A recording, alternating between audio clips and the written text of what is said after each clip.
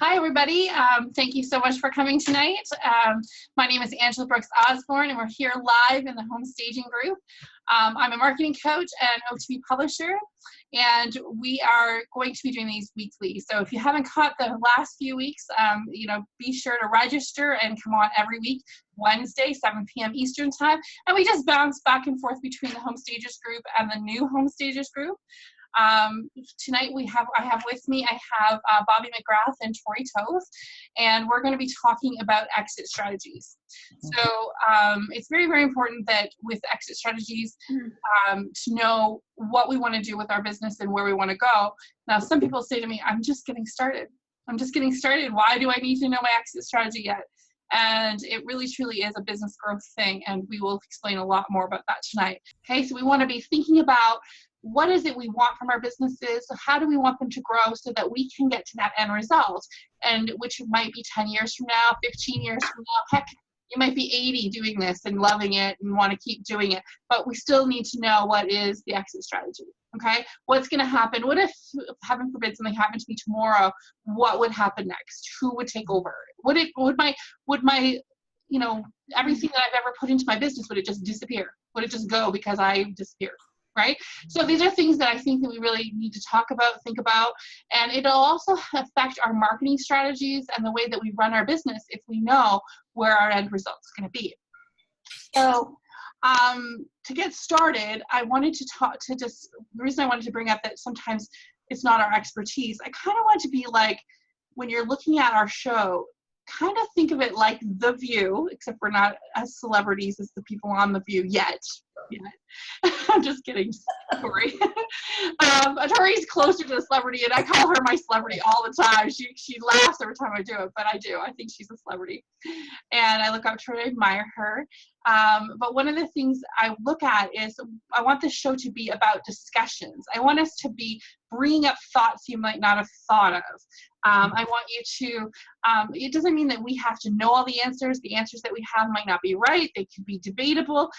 I love it when they're debatable. I think that we should debate them. I think that we should think harder and go beyond the actual discussion and go further. So sometimes they'll go in different directions. Sometimes we'll start off in one place. I know a couple times I said we're going to cover these 3 things, and we cover 2, or we cover 10 other things and not the 2 we said. But that's just how this show goes, okay? So, and I was kind of like that on The View too. They just kind of go in the direction they need to go, but try to bring it back. So we're going to try and do that. So exit strategies. How many people out there are on right now that have been thinking about what is the reason we're doing this? Like, what is the reason that we're doing our businesses? I think that that's a good place to start. So Tori, Bobby, you guys have both gone through some transitions in your businesses, and there's been some warning signs. But what would you do differently if you knew that you were going to close off that piece of your business? Let's think about that a little bit, because there's been parts of your business that you've closed. Would you do anything different if you had known and planned ahead of time? What would you have done? Tori? For me, I would have actually tried to sell my staging business first, just kind of let it drift off into the wind. For now, of course, people still recognize me for stylish stagers in my area. They still ask if I'm around in staging, but they see everything I'm doing now, so they kind of wonder, how can I do it all? I have put stylish stagers to the back burner for about 2 years now. Not to say that I'll never go back to it, and I would love if I could find some type of a manager or someone to take it over, because there's a lot of potential there still. It's a well-recognized name, and rather than start the wheel all over again, somebody in this area could pick up kind of where I left off, helped me continue to build those relationships, and really just man the business, Yeah. So that's kind of what I'm still on the fence about, looking for, but that's something that I didn't do and I didn't plan for. Not that I really planned to do this to begin with. I ended up where I am today because of Superstorm Sandy. So sometimes you can't plan for it. That's right. Yeah. But I think that sometimes the circumstances that come in our way put us where we're supposed to be. They throw us and literally pick us up and throw us where we're supposed to be, and we don't even realize it until we're mid in the throw of it, right? But still, I still think that the opportunities that we can plan, or the opportunities that just even we make better decisions if we have more knowledge, because knowledge is power. So if we know what exit strategies, opportunities are available to us, when we're making decisions in our business, we will actually maybe, think about, okay, maybe that decision came about, well, if I'm selling, that won't be it's not really good to put my name all over everything if I'm going to sell it, because it'll be really hard to sell me, Right. for example. Or perhaps, if it's the choice of putting an inventory system in place or not, maybe, if you're thinking of selling, that might become more valuable to the person who's taking it over, because we know we can stress when we're selling just how hard it is to set up an inventory system, for example, and that becomes a valuable piece, an extra feature to our company when we're selling it. We'll talk more about what are some of the things we can do if that is a plan, is to sell the company. What can we do to make it more valuable? What can we do that is not so obvious sometimes to selling? And sometimes we wake up and go, we want to sell, but it's too late to get our duckies in a row. And so, we want to make sure that we are thinking of these things now. So when the decisions come our way, Right. How about you, Bobby? What are the things, like, what would you do differently? I know you went from vacant to occupied, Right. and, you could have monetized some of that, right? Yeah. So what I was thinking of is when I did both vacant and occupied side, and life happens, and there were so decisions made, and I was really going to jump in full time to the vacant end, but life happened, and so I decided to make that active choice to close down the vacant end of the business.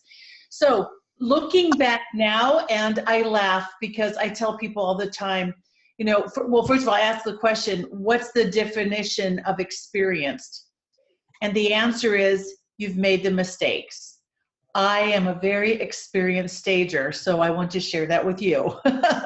So when I decided that I was going to close down my vacant business, there was a lot of things going on personal life that I just didn't focus like I should have. But things I would have considered, first of all, I would have been, because I figured I'd be doing the vacant end forever. So I would have been paying closer attention to how much it cost me to actually set up my racks in the warehouse, how much it cost for the rolling staircase. I would have kept closer track, because I never put my business in the red. I was always in the black. So I didn't buy any piece of equipment until I could pay cash for it. That was just the way that I decided to run my business. So when I decided to close it down, all of a sudden I had all this warehousing items, and it was like I didn't really truly know the value of what it was for when I closed it. Do I sell those? Is there any value to it? How should I sell it? Where could I sell it where I would get the biggest return on the dollars? So those are things, as you're looking at, especially the vacant end, when you have those tangible assets, just be thinking, where's the value? Because all of that could be readily used in any business. It doesn't have to necessarily be the staging end of the business. I also had delivery truck, and so it was like, where's the value for selling that? I would have considered my warehousing and my lease on the warehousing and that type of thing. How could I keep track? I would have actually negotiated my leasing of my warehouse differently. I would have asked about a clause is, if I decide, can I sublease this out or sublet it out? So I would have asked different questions. Things like in the warehouse, you have fans and things that, it's all those things you put in there for the comfort of your workers, etc., that have a true value. And stepping back and looking now, if I had looked back, I would have had that packaging set up.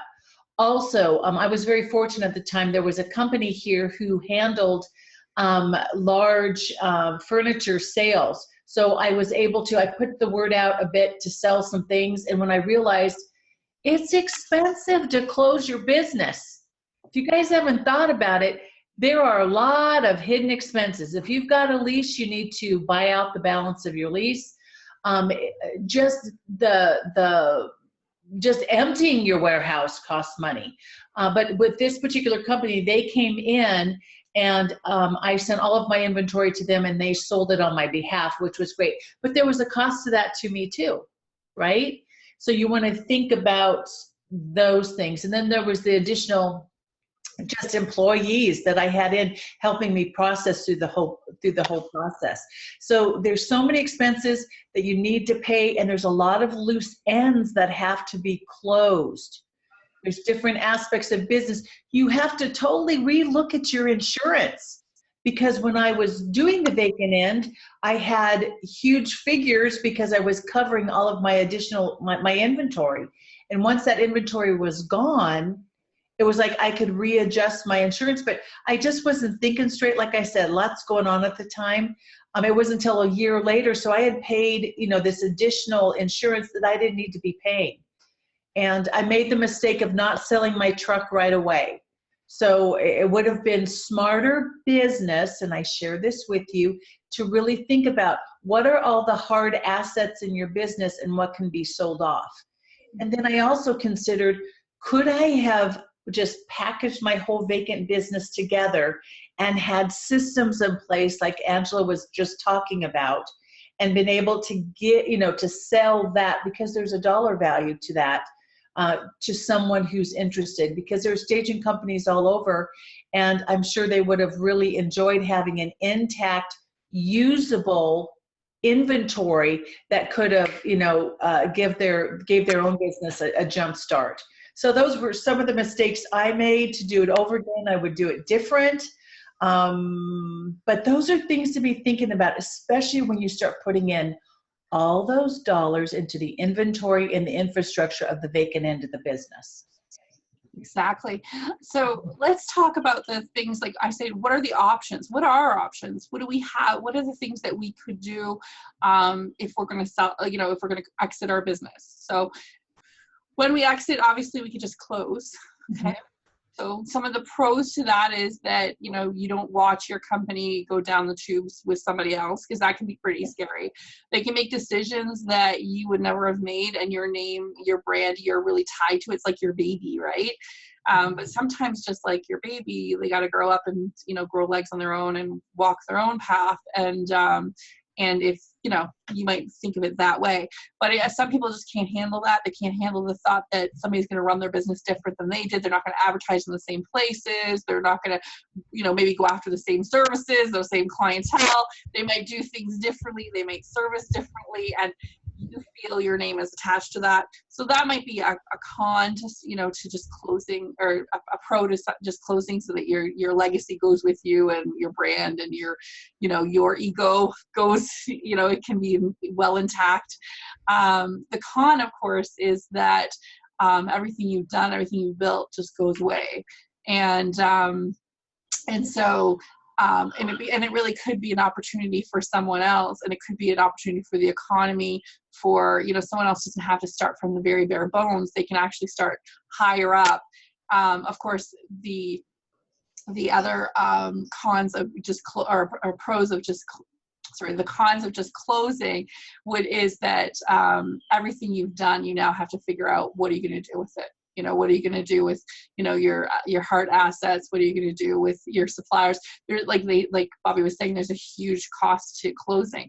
I once closed my I semi-closed my graphic design company. I've always kept up my business license and everything, but I closed the majority of it so that I could go work for a company at one point. I had my business for 4 years. I had a lot of suppliers, a lot of print suppliers, a lot of even tangible, like, stationery and computer equipment and stuff like that. My hosting, for example, for all my websites, I had a bunch of people on a hosting server. And all of those things, when I negotiated my wages to go in and do a corporate job, I didn't take into consideration all the closing costs, the costs that would come 6 months down the road. Or even the taxes, like taxes were the big one, the employee taxes that I hadn't already calculated that now would come out, by letting them go, some of the tax consequences. And that tax consequences comes no matter what you do, what you choose. Close your business, you've got the tax. If you sell your business, you've got the tax consequences. So, really talking to an accountant before you do make any of these decisions is really important. Then we have the option of selling our businesses. So we could, when we sell our business, obviously we want to make enough money to retire a little bit, have some extra cash. And then we have to, there's a lot of process that goes into that. We're going to talk a lot more about the selling part than anywhere else, because I think that's really where most people favor. And then we also have passing it over to family, friends, maybe even selling it to an employee, which is a little bit different.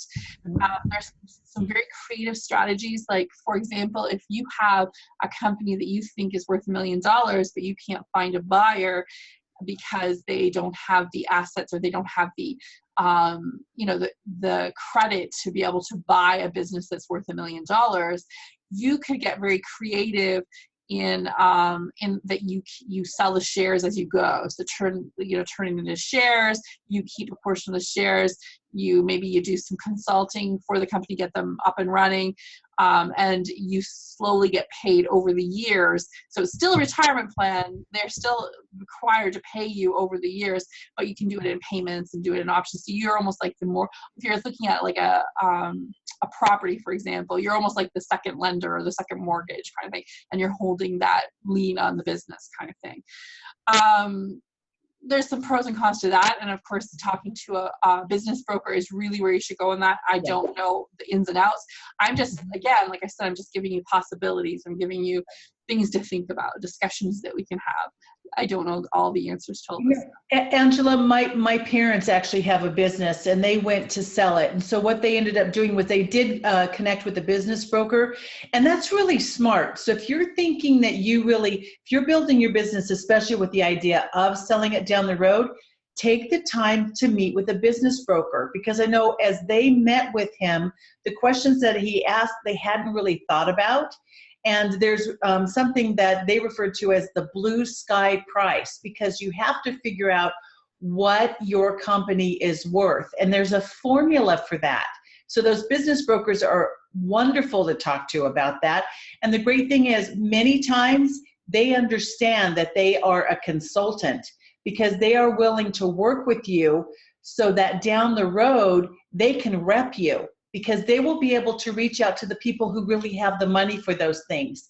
And as home staging becomes more and more of a professional industry, as we all look to take it from the hobby side and turn it into a true profession, as we do that, the business brokers and other people who really want to invest in companies will be paying close attention.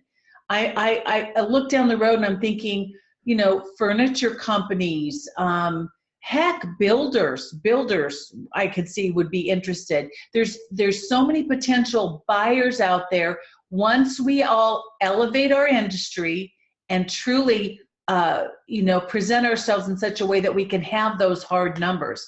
But a business broker can be a really, really good asset, a really, really good asset. There's a lot of benefits that a broker has. So for example, when you're first deciding if you decide that you want to sell your company in 5 years or 2 years, you can start working with a broker now to decide what could be your most probable selling price, and what you need to do to get there. So if it's almost like working with a real estate, agent before you put it on the market, you're prepping it and getting it ready. But with a business, because there's a lot of things that go into factor, like about 3 years worth of, 3 years worth of taxes to be able to show show your numbers. There's, your suppliers, your database. We're going to talk about a bunch of different things that you can do if this is the way you're going to, the direction you're going to go, and that's your exit strategy, is to sell. but the broker can make it so that it's done on the confidential, on the quiet side. So your industry, your clients don't know that you're selling, but they are reaching out quietly trying to find you a buyer now, even 2 years before you're ready. They can start compiling people who are most likely. They can start paying attention. This is their job. This is what they do, right? The other things that really bring to the table is they know the paperwork. There's loads and loads of paperwork. They know the legalities. They know, they know, just, it's a lot like a real estate agent. Like, the only time you probably wouldn't use a broker is if you were selling to an employee, or you were selling or you're turning it over to a family member, or selling it to a family member, because then you would want to negotiate a really good price and not pay the commission on that. And even then, you still have to do a lot of research. Definitely work with lawyers, that kind of thing, that are used to doing this. And if you want to, be able to use that extra money as leverage to be able to come down in price and make it legible or more affordable for your employees or for yourself. So you're not expanding the cost at that point. But yeah, a broker is truly is the way to go if you're not selling to a family member or an employer. Plus, I think also, I used to work in insurance, so I'm always aware of this. You want to make sure that when you sell your company, that you sever your responsibility. And if you don't understand, because contracts can get very complicated, and there can be a single line in a contract that in the end, somebody could come back to you. So that's why you want to bring in, of course you would have any attorney look over your paperwork and things, but that's why it's really important that you want to make sure, however you put this together, that you take care and you protect yourself once you've sold the company. So let's get digging in deeper to the sale. Like, what if you're sitting there right now going, okay, I've made my decision. I know I want to sell. Okay. I know I want to sell. But one of the things, and I talked a little bit to Bobby about this earlier, is one of the things about when I sell my company, I don't want to sell all of it. When the time comes, I just want to sell a portion of it. I have like this, I don't think I'll ever retire. I'm being honest. I think that I'll always be, writing books, doing things that I'll always be that entrepreneur at heart kind of thing. But when it's time for me to slow down, let's say 20 years from now, sounds about right, but 60, 62, then I know that there's a portion of my business I won't want to do anymore, and I'll want to see it go to someone else. Well, there's the biggest thing that's going to happen is that it's almost like a property. If I was to keep everything together right now, and the lots are together, I don't pay attention to where the property lines are, like the property lines of my business are. I run my for example, my vacant business with my occupied, and it's all mushed together. The accounts are all together, the financials are all together, so I don't have it separated, so I can show the profit of one side of the company over it versus another side.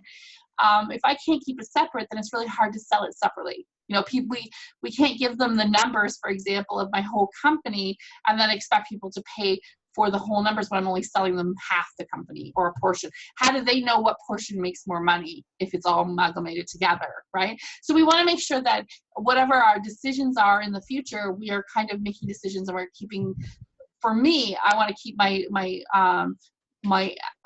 projects, or I guess I call them my new ventures. Each venture, I want them to be separate. Okay, so my publishing company to have its own bank account.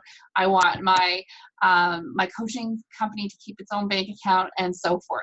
Okay, so that way that if I want to still do my coaching on the side after I sell the publishing side, maybe I sell the magazine and I sell the co-authoring parts of the books and stuff like that, maybe my book series, I want to make sure that I can give them the numbers separately, that I can give them the processes separately, that I can, all the valuables that make that a very profitable part of what I want to sell, and all the features and all the things that will make it valuable for them to want to buy it and attract the buyers. I want to make sure that I have those numbers separate from my other parts of my ventures and company. And I want to make sure that my name is not the reason why the company is doing so well. Okay. Now I know people buy from people, and it's really important to still have it's not to be severe. Like, people still need to know that I'm running the company, that I'm doing this, and people still need to like me and trust me. They trust me and to buy from me. But I still need to make sure that that company can be successful without me, that somebody else can run. I put the processes in place that somebody else can keep running. Okay. Yeah. So that brings us up to what are the valuables that can go in a company that you can sell. Okay. So Bobby talked about, you know, the hard assets, you know, so what I call them physical assets. So that would be your, you know, your computers, and there's some things that depreciate too. So you got to be careful of those. You need to make sure that when you're making decisions and you're thinking that, well, you know, I have $30,000 or $100,000 in inventory, it's not going to equal that when you're going to sell. Okay, because there's going to be depreciation on that furniture. There's, you know, a lot of that stuff might not even be usable to the new person. Okay. So you can, you know, look at your physical assets, your cars, your buildings, if you have buildings, even your leases. Your lease, believe it or not, is valuable if you have a good location and a good spot, but it can backfire. And I wish I had Linda Kafka on the call today, because we actually talked. She was selling her company and things fell through because of the lease. So that was something that, you know, if she, you know, her broker had thought of earlier, she could have secured before she went to sell, you know, stuff like that. So, so physical assets, but then we have the marketing aspects, or the marketable aspects, what I call. So that would be like your website, your brand, your social media pages, all the things that would take the time and resources for someone to build up and create that great brand or create that reputation. Even your reputation itself is sellable. You know, the reputation of the company, the suppliers. Then that's when I get to databases. Databases it doesn't matter how many good clients you have or how many, you know, suppliers you have. If you don't have a good database that you could reach out to them quickly and fast, it becomes less of a valuable asset to sell.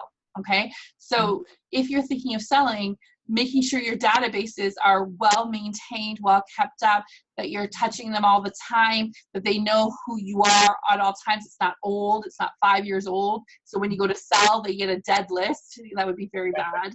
And they can look and they can research it too. All they have to do is send out one blast to all of, you know, let people, you know, one blast out, and they can tell that the list is old, because you'll have bounces and stuff like that, right? So it'll be, even a good broker will also ask, when was the last time you sent out your newsletters? When was the last time, you know, you've been in contact with your clients, with your suppliers, that kind of stuff.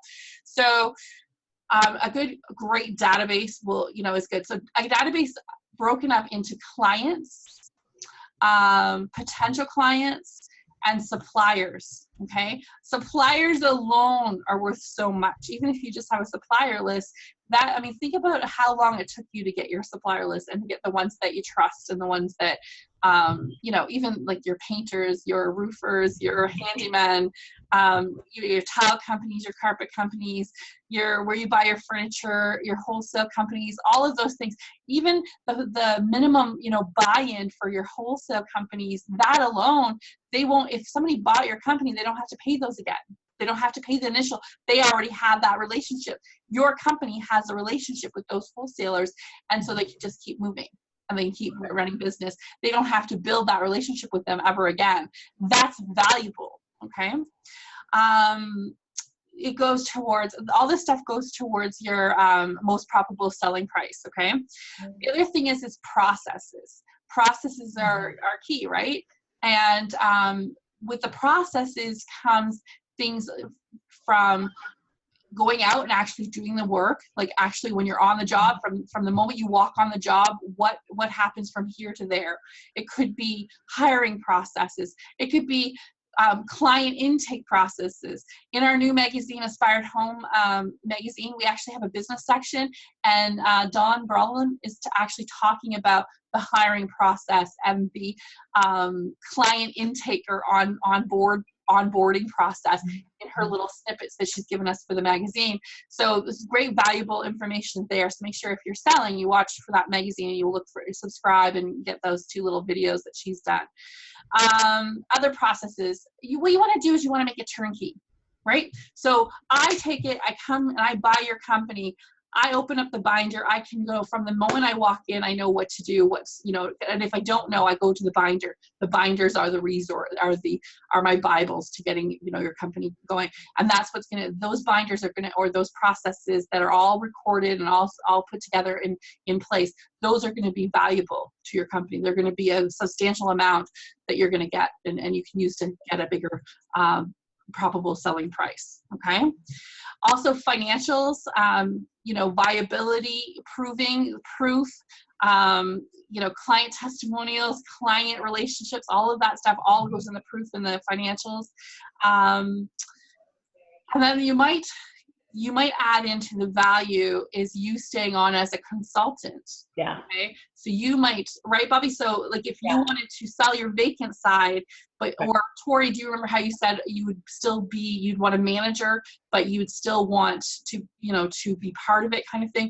Mm-hmm. That is actually, when you're selling your company, that's actually a value because they are going to get your expertise and you can guide them through the processes and how to get started, and you can and they can pay you wages by part of that, especially if you have proof in your financials that you could be covered and they can still make a living at it. Well, the thing is too, as I love earlier when you and I were talking about, like Tori has the celebrity status, so for her to be able to still come up alongside and be the voice for the company and to be into the ads and those types of things. It's nice to be able to have that. It's a nice weaning almost. It could be a great resource for you, the stager, to still have some income coming from the business, but it would be as a contractor or as probably most likely a contractor or employee, so to speak. But you could then still have that bridge to help them get their feet under them to be stronger. And one other thing too, as you were talking, it is so important when you name your company to be thinking about the future. Because like if I were to name my company Bobby McGrath Staging, right? The thing is, down the road, if and when I wanted to sell it, if I've got it heavily branded to me, Bobby, well then that limits the value.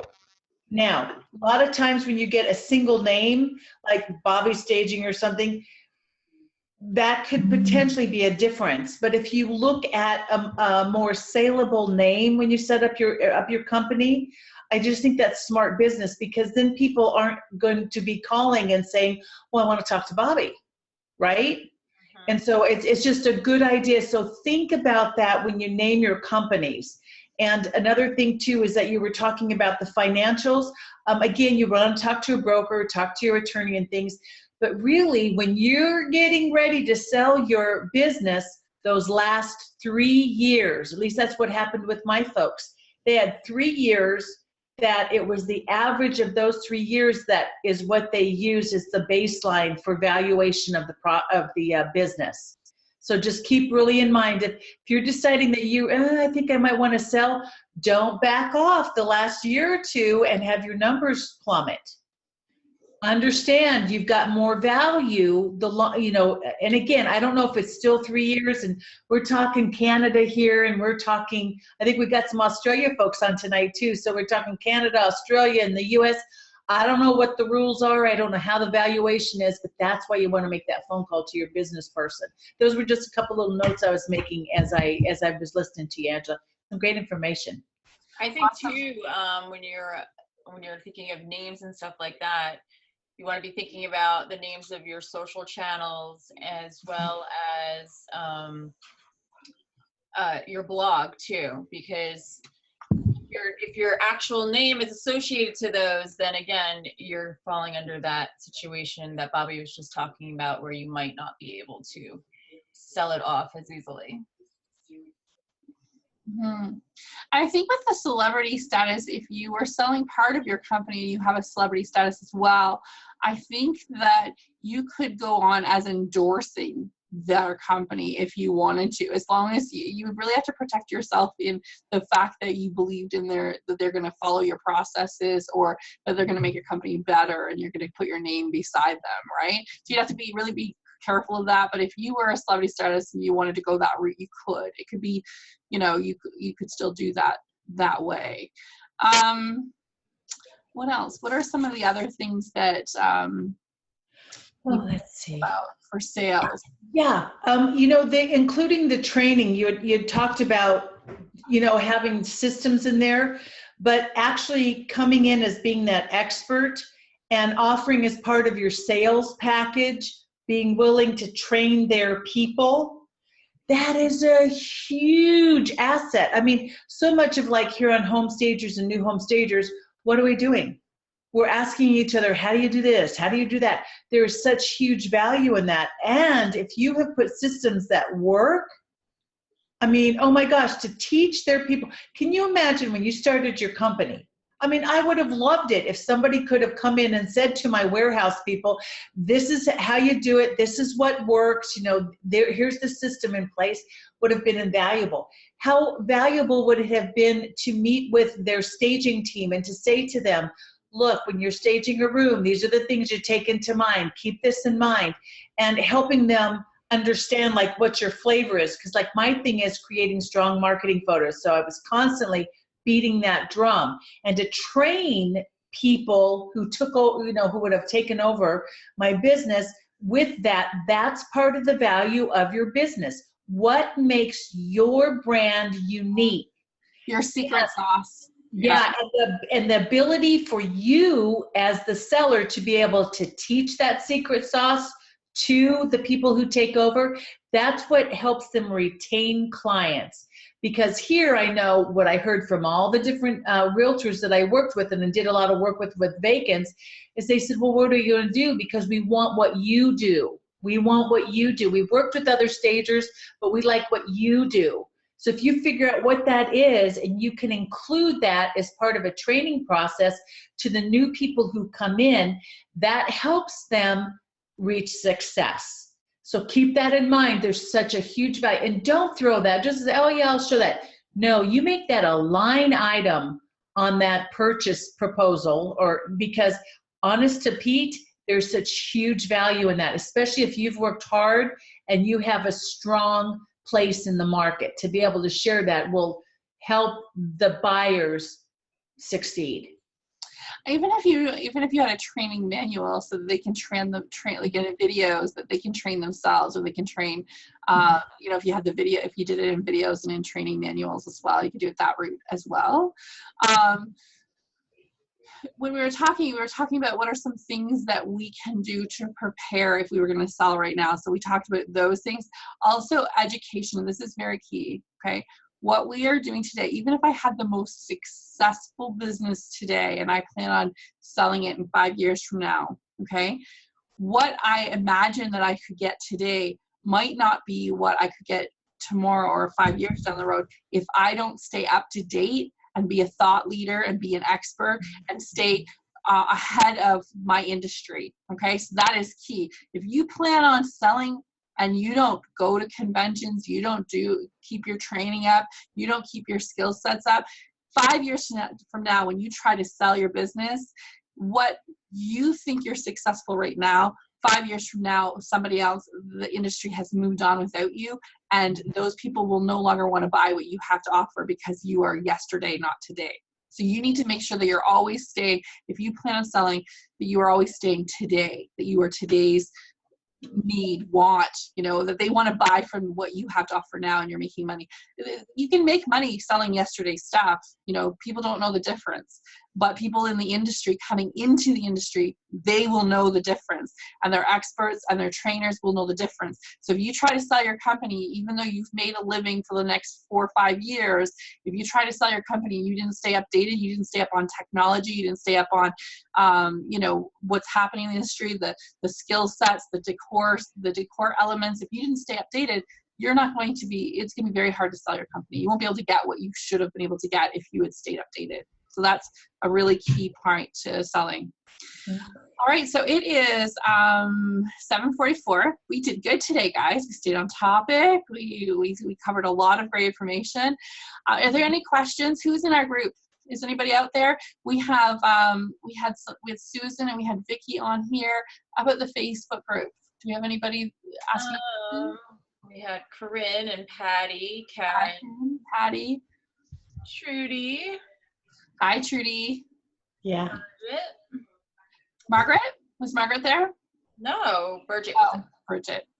Okay, I'm bugging Margaret to come on. I'm gonna put that challenge out to her right here live. We want Margaret Gear to come out and teach us a little bit about growing businesses and hiring staff and how to run staff and train staff. So we want to talk staffing with Margaret, but she has no idea yet. So we're gonna put that little bug out there live.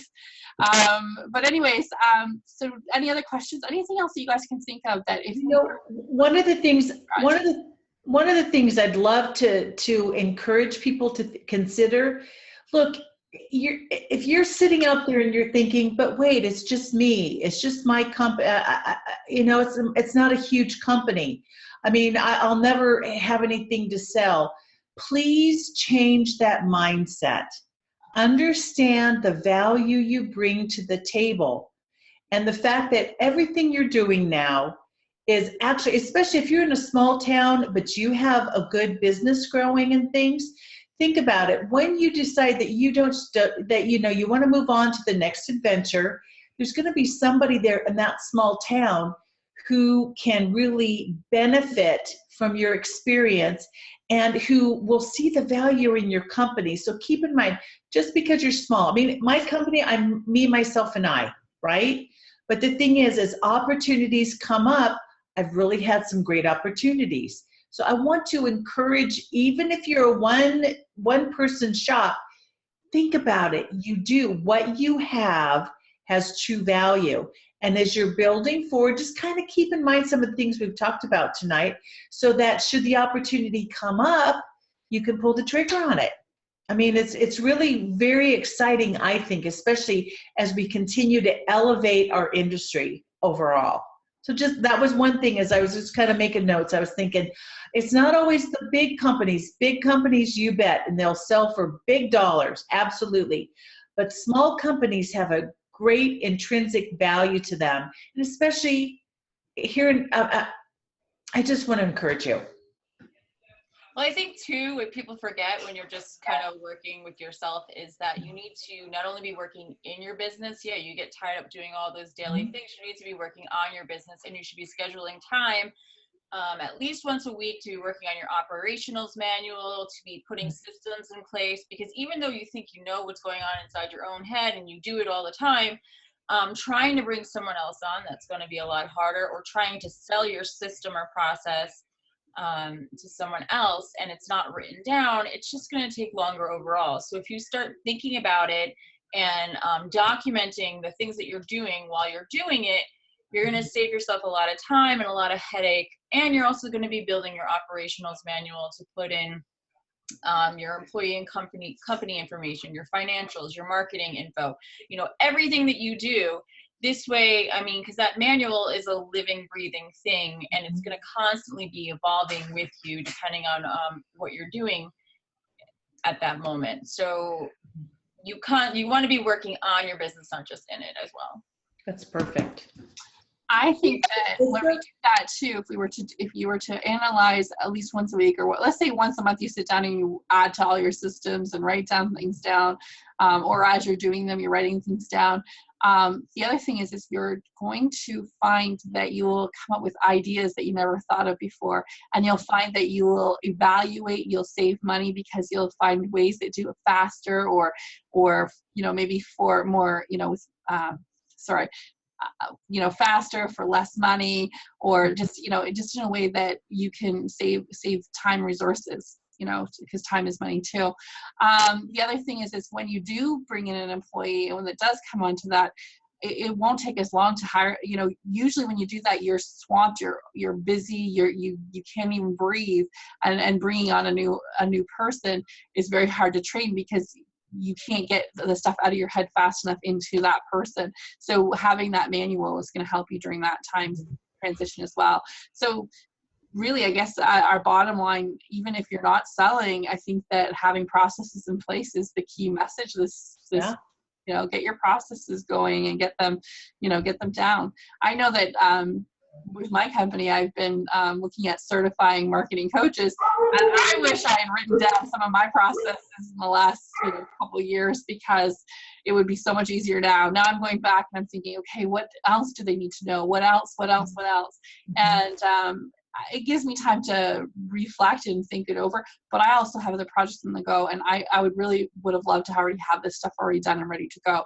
So I think that it can hold you back if you don't. So take the time now. It's almost like, a little bit of pain now will save you a lot of pain later. And I'd like to add something just real quick, Angela. You guys, I'm telling you what. Okay, Angela, she is a publisher, so I'm always thinking about books now, right? But what I want to encourage you to do is when you have an epic fail, I mean, like if you just do something that is like, oh my God, I can't believe I did that, write it down. Because you know what? Those are the best lessons ever. And then you will know what not to do down the future. And I mean, oh my gosh, if I could have had a book of things that people tried that really didn't work, that would have been invaluable. And who knows, maybe someday Angela will be publishing a book of all the epic fails that, because I mean, best intentions sometimes, who knows? But as you were talking, Angela, I was thinking, oh, I wish, because if I could only have known. So write those things down, and then, because after 4 or 5 years, you might forget that you tried it. And it's nice to be able to revisit that and see, that's why that doesn't work. Just a side thought there. I think that sometimes we have to learn the hard way, even though, somebody might tell us till they're blue in the face. It's just like our moms, right? Our moms can say, yeah. Don't go out without your underwear. Don't go without your underwear. Like that kind of thing. Seriously, they'll tell us that still we're blue in the face, but until we actually learn the hard way, and I think sometimes, those lessons come greatly. As business people, what I find though is we tend to listen to others, especially if they're more successful than us, faster than we would listen to our parents, for example. So yeah. I think that book would be very valuable. I can already see it now. It could be epic fails equals epic success. Wouldn't that be great? Epic fails, equals epic success. And we can highlight the failures of the top, successful people. And yeah, I think it's probably already been done, but we could spin it and do it another way. Absolutely. All right. So any questions, please, give us lots of love, give us lots of, share amongst yourselves, and make sure that you're letting us know what you want to hear next. We do have some topics on the works that are coming up, some, about hiring staff. We're trying to keep some topics, some advanced topics. So anybody who has been in business for more than 5 years, if there's something you want to be discussing, or even if you want us to discuss some things with the newer stagers so that they're on the same page with you guys or learning things faster, please send us your suggestions, and we're open to it. We look forward to coming and sharing with you every single week. I hope you enjoy it. Please let us know that you do, and have a happy staging week.